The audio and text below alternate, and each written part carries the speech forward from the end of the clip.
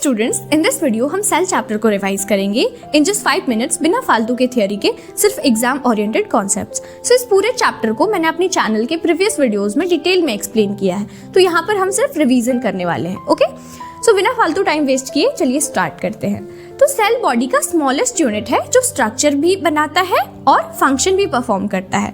सबसे पहले सेल को किन्होंने देखा था? रॉबर्ट हुक ने 1665 में डेड स्ट्रक्चर को देखा था, जिसको उन्होंने सेल नाम दिया था।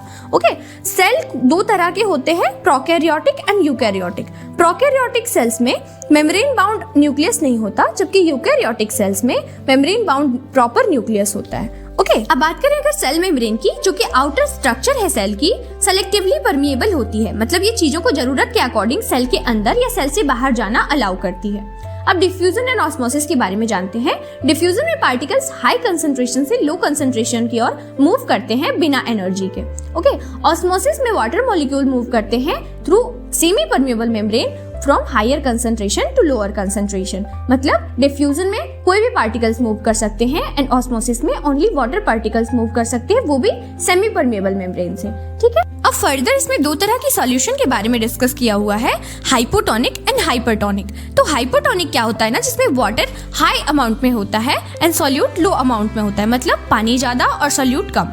ठीक है, तो ऐसे सॉल्यूशन में अगर हम किसी सेल को डुबोते हैं, सेल को रखते हैं, तो हमारी सेल फूल जाती है क्योंकि सेल के अंदर पानी जाता है। अब हाइपरटोनिक में क्या होता है कि इसमें वाटर कम होता है एंड सॉल्यूट ज्यादा होता है, मतलब पानी कम एंड सॉल्यूट ज्यादा। तो इसमें अगर हम किसी सेल को डुबोएंगे तो वो सेल श्रिंक हो जाती है, सूख जाती है। Okay, now mark this one, क्योंकि इसलिए एग्जाम्स में रिपीटेडली क्वेश्चंस आते हैं।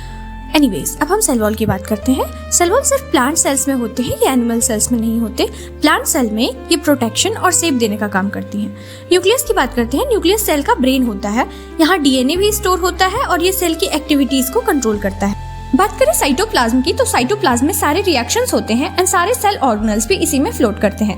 नेक्स्ट है अपना सेल ऑर्गेनल्स। सेल ऑर्गेनल्स में सबसे पहले हम लोग माइटोकॉन्ड्रिया की बात करते हैं। माइटोकॉन्ड्रिया में एनर्जी का फॉर्मेशन होता है, the OG power house of cell. दूसरा है ईआर, एंडोप्लाज्मिक रेटिकुलम, जो कि दो तरह का होता है, एसईआर एंड आरईआर। आरईआर में प्रोटीन का फॉर्मेशन होता है क्योंकि इसके पास राइबोसोम्स होते हैं, एंड दूसरा एसईआर, इसमें लिपिड्स का फॉर्मेशन होता है क्योंकि इसके पास राइबोसोम नहीं होते।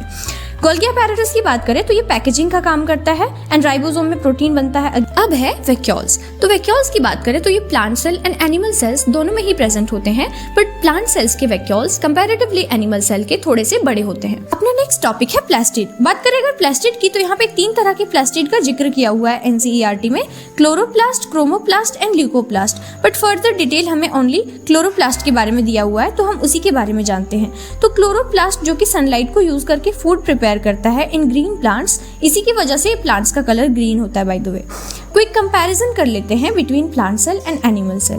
प्लांट सेल में सेल वॉल होता है जो कि एनिमल सेल में नहीं होता है। प्लांट सेल में प्लास्टिड्स भी होते हैं जो कि एनिमल सेल्स में नहीं होते हैं, एंड प्लांट सेल्स के वैक्यूल भी बड़े होते हैं, हमने पीछे पढ़ा, एंड एनिमल सेल्स के वैक्यूल छोटे होते हैं। ओके, इसमें हमने पूरा सेल चैप्टर रिवाइज कर लिया। नेक्स्ट वीडियो में हम टिश्यू स्टार्ट करेंगे। Thank you for watching. Don't forget to like, share and subscribe.